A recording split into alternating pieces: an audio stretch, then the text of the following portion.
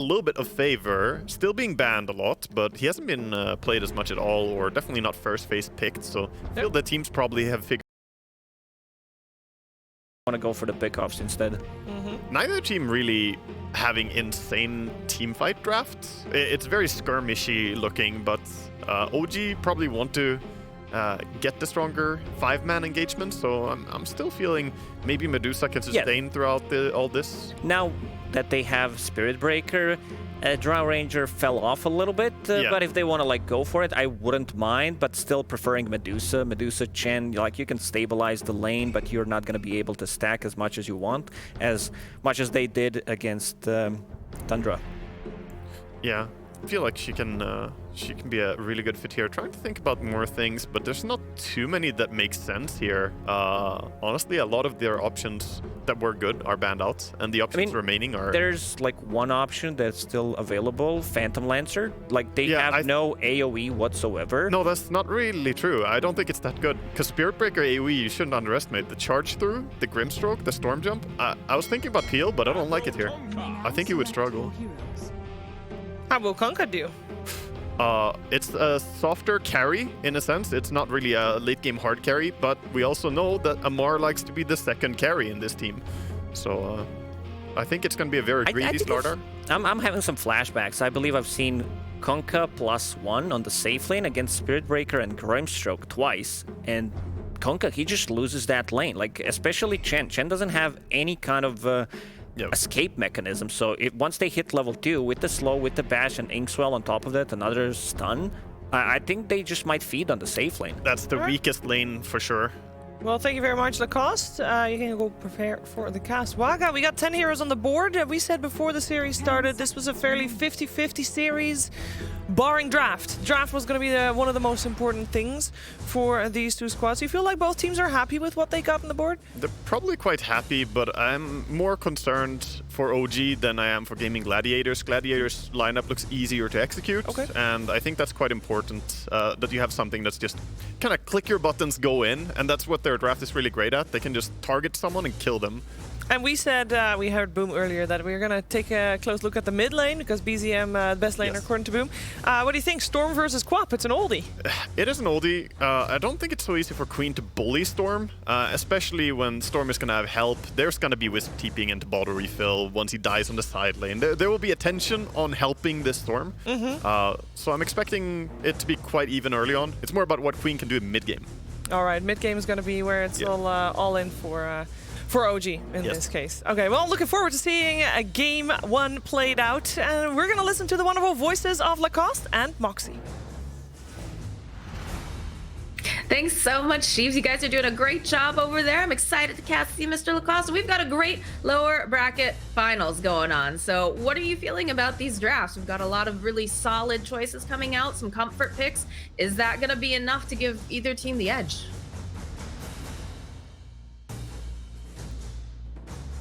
I'm not sure if Mr. Lacoste can hear me. Uh-oh. Well, in any case, we're going to get right here into the game. I cannot hear you, Moxie, unfortunately, but we're working on it. All right. Very wise. Now I can. All good. Can you hear us now? Can you hear us? I can hear you. All good. Perfect. Excellent. Have to turn you up on my end a little bit. But yeah, so, you know, we're looking at this. Sheev mentioned it in the, you know, in the pregame part of it. A lot of comfort heroes coming out for both of the teams. Obviously, both of them really want to be a part of this grand final. Do you think that this has given them the edge going forward? Because a lot of this is draft dependent, like you guys were saying, that 50-50. Yeah, OG plays something similar that they played yesterday, and they are playing, as you mentioned, the comfort heroes, but the boys have been playing good Dota yesterday, very good Dota, and I'm not, like, looking at these two drafts, I feel what I said on the panel, because I was very smart on the panel, that top lane, the safe lane for OG, they need to be careful about it. This is the lane that I'm most forward looking to see how it's gonna go, because there's so much kill potential between Spirit Breaker and Grimstroke. That's definitely going to be something they have to be very much in mind of. But we're already seeing a little bit of skirmishing coming out here. Some of those tips being dropped as well, as teams are getting ready to pick up those bounty runes. It looks like it's gonna be pretty evenly split. Nothing too wild just yet. Yeah, this time around, Team Tickles will not go for any of their signature things. No tri-lanes whatsoever. Just gonna keep it 2-1-2.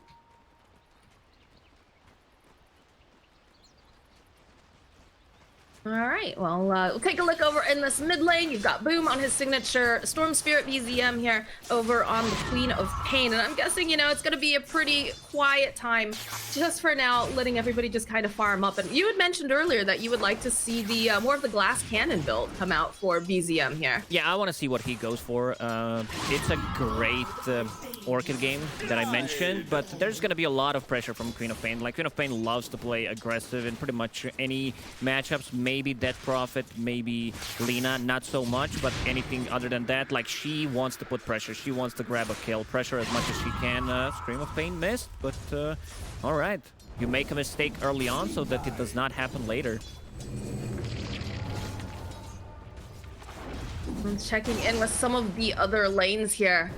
You know, we talked about this top lane, that it's fairly scary, right? Because you've got the fact that you have a Spirit Breaker who's going to be able to, you know, be aggressive. Tofu, of course, you know, we've seen him before playing this Grimstroke, being able to place, you know, that Ink Swell upon Ace if he decides to charge in. How are they going to deal with this? Misha needs to be careful about his positioning. If he gets caught outside the tower range, I think they just charge him with the Inkswell, because there's nothing that can stop it. It's very hard to land a torrent. So very worried about Misha. He decides to go for Holy Persuasion. On level 2 for now was just keeping an extra regeneration with that Divine Favor. Let's see if he decides to take the creep or he takes a neutral creep and tries to stack with it. Something that he did against Tundra. Is that what you'd prefer to see him do here, just because of the fact that, you know, he can be super vulnerable, or is it better for him to babysit here with Yoragi? He needs to get out and get a different creep, because both camps are blocked at the moment, so it's going to be very hard for him. Right now he is pinging it, will deblock it. Seems like he's noticed that and he's already just removed it, so that should open things up a little bit more for him. And then we haven't really talked much about this bottom lane. It's going to be fairly quiet. I mean, we talk a lot about Amar here, you know, the fact that he does like to play these heroes, the offlane heroes especially, you know, more of a secondary core in terms of farm. What are we going to expect from him this time? Do you think anything a little bit different? Is he going to go a little bit more utility? Or is he just going to go full-on aggression like we normally see? They do have ways of starting a fight with, like, early on, Queen of Pain blinking in Kunkka with his combo. So I don't think it's necessary for him to get an earlier Blink Dagger. Storm Spirit dropping low. He is indeed. He's going to have to go pop that Fairy Fire. Does have the bottle on him as well, so it looks like he's going to be all right, but definitely feeling that aggression. BZM couldn't chase. He went for 2-0-2 build, so there's no Blink to close the gap and chase underneath the tower. Do you think he would have taken that risk, though, or that he would have gotten so aggressive? Oh, for sure. You want to dive. Maybe he needs to be a bit more careful, because Spirit Breaker could show up, get a return kill. They still haven't used the charge more than one time, I believe, on the top lane. And you talk about that dive underneath the tower. He's definitely going, so BZM will get the first blood, and they just cannot teleport fast enough here. Yeah, one of the reasons why Queen of Pain is first phased, because she just does well no matter where you put her. Like, we've seen some off lane, we've seen safe lane co-ops, but mostly on the mid lane. The hero's always gonna do well. Just already making way back over to lane, managed to grab herself up the water rune. There's still a water rune top on top of everything else as well, so wanted to go and grab a little bit more regen. She has that option, but Boom's back in the lane. He's gonna put out his own harass. Not gonna be able to get the water rune though. In terms of CS, Storm is doing okay. Queen of Pain with a slight advantage. She has more denies. As expected, it's just a Queen favored matchup. Storm does okay, but he might need some help. Do you think we're going to see any sort of rotation come in here to try to punish Queen of Pain, try to give Boom a little bit of help? Or is it more important that, you know, obviously not too much that Celery can do right now? You know, perhaps seeing something come out of the off lane or the Grimstroke making his way over. I'm looking at the Grimstroke and the Spirit Breaker to make a rotation possibly. Mostly Grimstroke. Still no points in silence, as you would expect from a level 3 Grimstroke, but one Inkswell, one extra slow, a little bit of an extra damage could make a difference. Especially since Queen of Pain has level advantage, it's gonna hit level 6 faster than the Storm. It is a little bit of a tricky hero to try to get the jump on here in mid. And I'm a little bit surprised with how just calmly they're handling this top lane. I would have thought that this would be a little bit more of a skirmishy sort of thing coming out from Tofu and Ace, given the combination. Celery pretty much got the perfect creep. He got the Mud Golems, and now that they've split, alright, first rotation from Queen of Pain. Right down onto the Racho here. Sonic Wave coming in, and we'll be able to connect. So Celery is all by his lonesome. A good rotation here coming from BZM. Queen of Pain, one of the better heroes in game to like TP rotate with, because you know you're gonna get the kill, and yeah, I believe he did get the last hit with the Sonic Wave, so rune spawning. It's gonna be top, DD.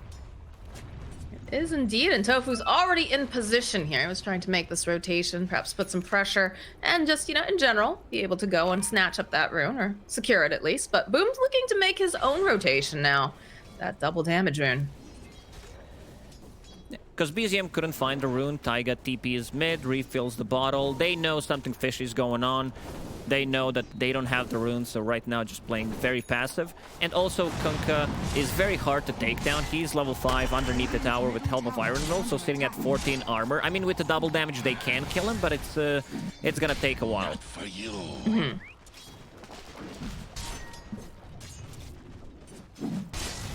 Otherwise, it feels fairly passive aside from that one sort of rotation. Do get an X out here on the top lane.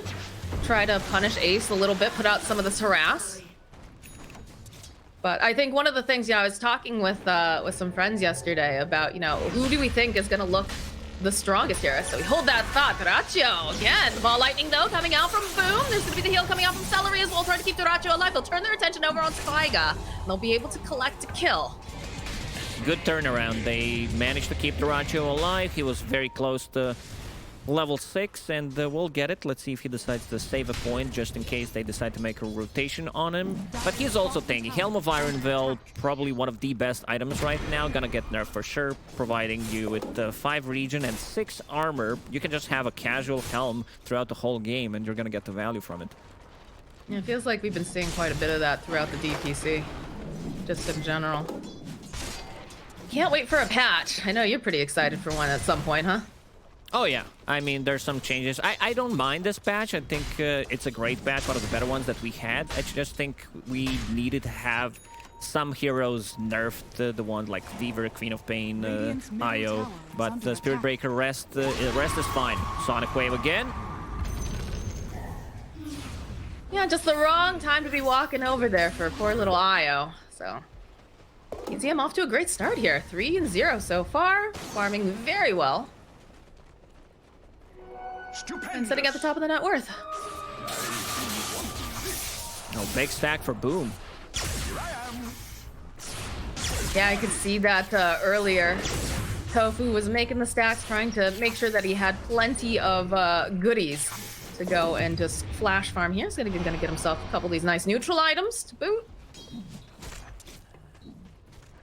Storm Spirit got a lot of gold from that. Now sitting at on top of the last hit chart, 70. Queen of Pain, 69. Nice. 14 denies as well.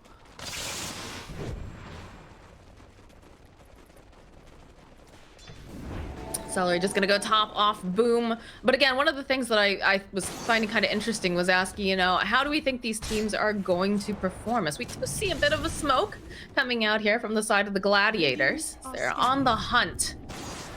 They're up here to Boom. They're going to be able to find Yuragi. And again, he is pretty tanky. They can see some of these stacks too, but they'll follow up. They've got the boat, though, coming out from Yuragi. Trying to buy just a bit more time. The zip forward, though, coming out from Boom. The charge coming out from Ace. Do you see some teleports? But there's 4 people here in this jungle. Oh, the toggle. Is still alive, too, somehow. Now at the last second. All right, Ace will be able to get that finishing blow. Ace did not want to use ulti immediately. I thought Kunkka might use both on the neutral camp and try to kill it before to get extra value. Bottom lane, he still has ulti available if he feels like going for it. Pops it immediately. Now some teleports here, though. Nice batch over onto Dyrachyo. Taiga not looking too healthy though, because Ace is jumping in. There's gonna be the zip from Boom. Not gonna be able to quite grab Taiga. He's gonna follow Lightning forward, be able to take out Shadow Shaman. Now Amar not in a great position here. I'm not sure if they quite have enough though. Ball Lightning forward. Good crush. Sitting very low. It looks like he's gonna survive this, but yeah, I felt like OG in this bottom lane, they spotted this opportunity knowing that everyone was in the jungle, but they just didn't have the damage to take down Dyrachyo before those teleports came in. Yeah, he's sitting underneath the tower, so he gets extra 2 armor from the tower. Extra regeneration kicks in on top of the Chip West, so they don't have that much burst damage. Like, even if they kill him, I think the slow would be enough to kill both of the heroes, but Dyrachyo, in that case, did not want to lose the ulti. And another great rotation from Boom. Also a bit of unfortunate, didn't have any bottle charges left to give a little bit of an extra mana regeneration to Spirit Breaker so that he would get the charge on Slardar. And on the top lane, BZM, once again, using a Sonic Wave, getting these early pickoffs. What you sound like. Yeah, BZM definitely on top of his game here in terms of knowing exactly when to make these rotations and when people are vulnerable. But a zip in over onto the mid lane, over onto Taiga. Follow up with the Torrent. Boat getting thrown out as well. They're going to try to turn this back around. Taiga sitting so low back here. Being able to control Boom. They'll already lose 8. We should just get Get level the 6. Hand of God heal off the Liz Celery. They still have not... All right, there it is. They finally take down Taiga, but they're going to end up losing Boom. So 3 over here in this mid lane. Oh, what a great timing. Chen managed to get level 6 because they got a kill. Skills Hand of God uses it immediately. And if we check the items on Shadow Shaman, like, he has Infused Raindrop and the Fluffy Hat. This is the item that he started with. That extra 125 HP, keeping him alive in those fights. On top of the boat, like, he becomes much more tanky. And they thought he was dead. God, look at the ping coming out here from Boom. He's like, guys, this guy's sitting so low, and I'm just getting handled right now. That Hand of God coming in clutch. Yeah, for sure. coming in handy. Bottom lane, a little bit of harass being placed out over onto Ace. It feels strange because I feel like these lanes were set up to be so incredibly aggressive, right? Because you've got a Shadow Shaman, you've got a Slardar in one lane, then you've got the Spirit Breaker, and you've got, you know, the Grimstroke. But the early game was pretty quiet, fairly passive. It wasn't really until the mid laners made those rotations that we started to see a lot of bloodshed. And now they got the items that they wanted. Like, I felt like Gaming Gladiators, they needed to make much more happen in the laning stage. Now this Kunkka Armlet, Boots of Travel, I've seen this Boots of Travel second item on Kunkka. I think it's really good because you can always be, whenever you feel like either just going back to base with the X mark the spot, always full HP, full mana, or participate in the fights, because you want Kunkka to participate in earlier fights. We've seen in the previous one what Ghost Ship can do.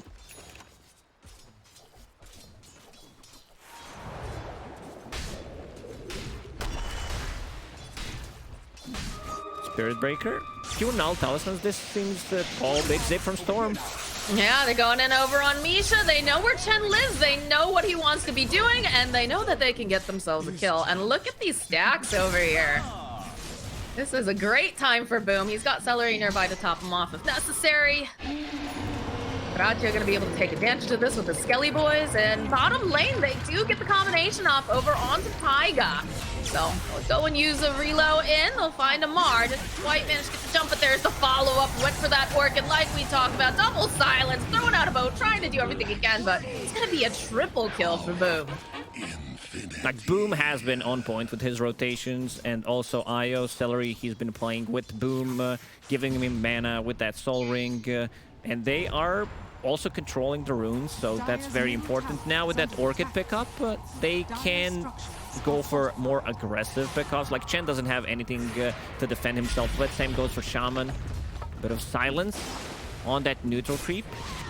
Screw that neutral creep in particular. I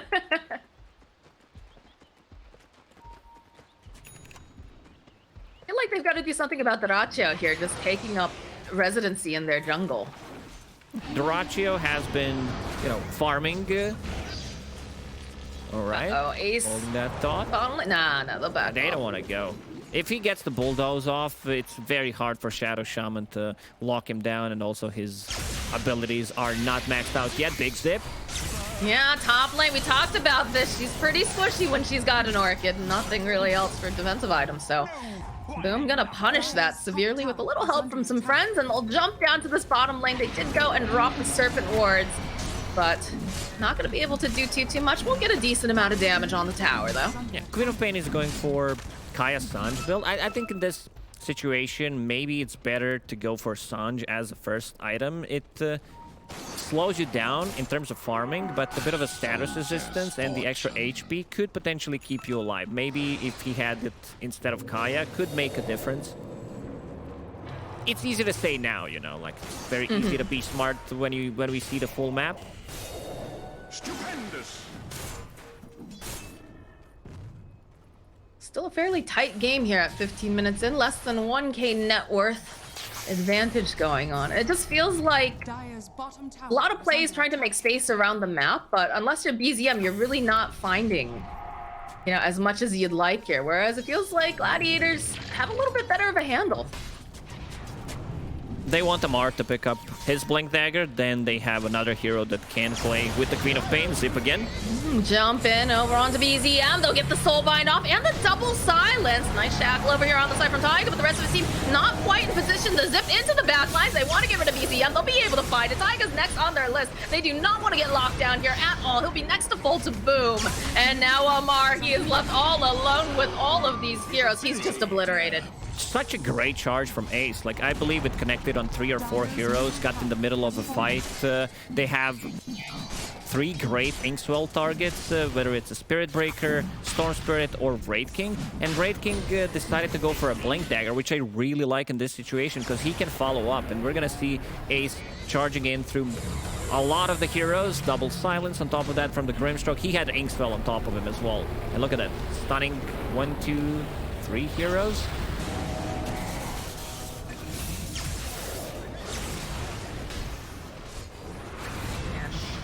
Beautifully executed team fight during all of that. Now they've got themselves an Aegis for Boom. So Gladiators have to be feeling very, very good right now. Oh yeah, now you have basically 7 versus 5 because Wraith King did not die. And he also has that level 2 ulti. So it's gonna be very hard for OG to take these fights. They show up, Wraith King jumping in. Yeah, they found themselves Amar. They've got the Blink Dagger online for Doratio. Ace looking to maybe engage on this. They're just going to kind of take it slow here because they know that Boom is nearby. Both will connect over onto 2. Taiga has his hands over here, and they're going to just zip right underneath the tower. Boom doesn't care. No problem. They'll reload out, go to another lane. Or return, rather. Just go right back on farming. Ace with the Shadow Blade pickup. And Inkswell on top of him. He's so speedy. Like, they have the best heroes, I would say, in the game to gank with. Look at this.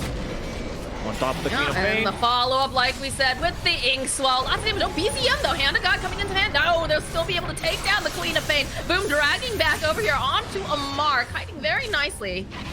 Not gonna be able to find the finishing blow. Doratio, though. Okay, they go and they drop the Serpent Wards.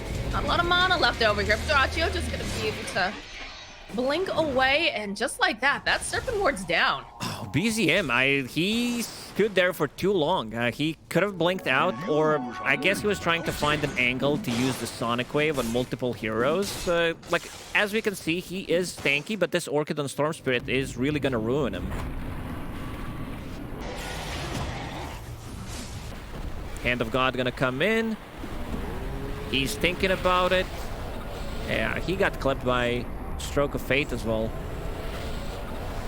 It looked so good for a second that, you know, you've got that nice 3-man torrent, you know, yeah, maybe you've done enough, maybe you've just bought enough time, but... We slowed it down, so it looked like he used Scream of Pain before Sonic Wave to push them away, which could have been maybe a difference to keep him alive.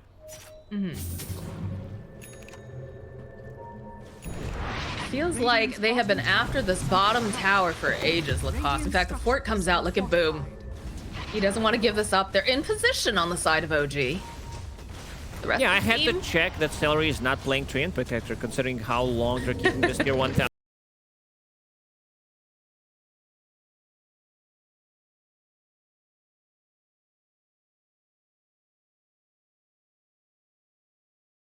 Taking out Taiga. back off now, and it feels like Boom, he wants to go back in. He sees Amar. This is Storm right there from Ace jumping forward. They want to just punish the Slardar. He's not able to do much of anything as they'll turn back around, find the Chen. Down goes Misha. They still have not taken this bottom tower. In fact, Gladiators are going to claim a tower of their own. OG very aggressive. Maybe they thought, you know, Raid King does not have ulti, so we'll take the fight if we can burst him, but it's very hard considering the amount of heal that Io provides. They have like also save potentially from the Grimstroke. They go on him, they group around, relocate again. Reload, they just never stop, and they're always hunting BZM, and this time again, they will be able to collect a kill.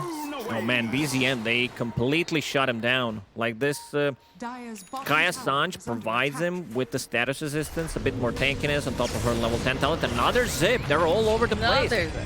Yeah, they have all this aggression. They know that they can move around the map. And, you know, it's too bad because BZM was looking so very good early on, but it feels like just the way that Gladiators have started to move around the map together. Yeah, now that I'm shut him down. Thinking about the itemization on Queen of Pain, you're playing into Spirit Breaker, you're playing into Storm, who you know it's gonna rush Orchid. I think getting Yules as a first item, maybe like Sanj into Yules, also I wouldn't mind seeing that, because you can like dispel the silence on yourself, you can stop Spirit Breaker from charging, and you also dispel Bulldoze, which is very problematic because they can't lock him down.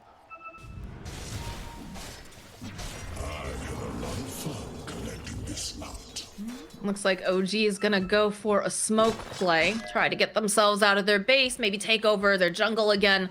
So they have been forced out of quite of their own area, but counter smoke coming out here from Guardians. Or Gladiators, rather. They're looking as they'll find a Mar. Not necessarily the target they want, but pulling forward here from Duracha. Immediate hex coming out from Taiga. His silent stuff, he's just gonna get chopped into two, and the other support on the side of OG will fall. Boom, not going greedy at all, silences one, pulls the second target, understands the rest of the team is going to clean up, and now this should be a free tower. Raid King with the Teso getting closer to level 18. It's gonna be very, very hard for OG to play this game. 10k gold lead, like, I feel like they missed the momentum with those couple of deaths. They still have heroes that scale well into the late game, it's just the map is gonna continue to get smaller. The first Roshan already died, and if you get second Aegis on Storm Spirit as well, like Roche may respawn in 2.5 minutes, it's gonna be, again, 7 versus 5. So what do you think they needed to do differently on the side here of OG? Like you mentioned, you know, they lost a little bit of momentum. Like what are the moves? Because like they got picked off so many times. Their lineup is really good when they group up together with Kunkka's boat, Slardar early on, Shaman sieging the tower. There's still tier 1 tower 22 minutes in, standing on the bottom. There's a lot of tier 1 towers still standing in multiple Yeah, they have lanes. all of them. Yikes. That's definitely not the way that they want this to go. You know, Shiver was saying that it was looking like it was shaping up to be a very strong kind of a push draft and early aggression. That's something that OG does very, very well, but if they start to slide behind like this, it is very difficult to bounce back, especially when you have, again, I talked about this earlier too, the comfort heroes, right? You've got Boom on that Storm Spirit, very comfortable. Tofu loving that, you know, the Grimstroke, and they're just making all the right moves, but we'll see. Ace just gonna stroll by casually, finds himself a Misha, immediately goes and look at Amar. He's like, nope, I don't know where they are. I don't want to be here, so they'll jump in, and they want to be a part of the action here, so it's gonna be Boom who finishes them off. Someone has to pay with his life. Showing too many heroes. Ace had a pretty good game. Like, Ace has been, I think, throughout this whole regional finals, like, very silent, but he gets the job done. That's important.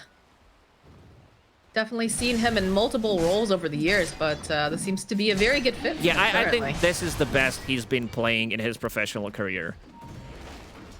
That's high praise coming It from you. really is. I'm just being realistic, you know. All right, well, definitely feels like OG not having any breathing room at this point. They've got so much vision thrown up over here from the side of the Gladiators, and it's very difficult for them to move around. BZM, the only one really who's able to kind of get out there. In fact, look at this. They've stepped out of their base and they immediately just get jumped upon because they have the vision. So Taiga and Misha just disappearing before our eyes, and oh, they found a Mar.